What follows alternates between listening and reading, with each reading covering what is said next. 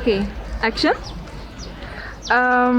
قولي موقف مش هتقدر تنساه من مامتك، موقف مميز. هو في مواقف كتير يعني.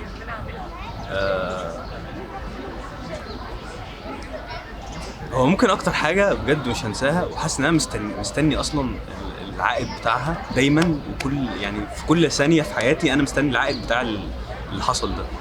ان هي في مره دعت لي دعوه، قالت لي ربنا يكبر بخاطرك، جبر يتعجب له اهل السماء والارض. فاللي هو انا من يومها كده مش عارف ايه الدعوه دي، واللي هو مش عارف انا المفروض اعمل ايه. انا مستني، انا قاعد كده عارف ان كل اللي مطلوب مني ان انا اسعى، وان هيجي ثانيه كده تتحقق فيها الدعوه دي.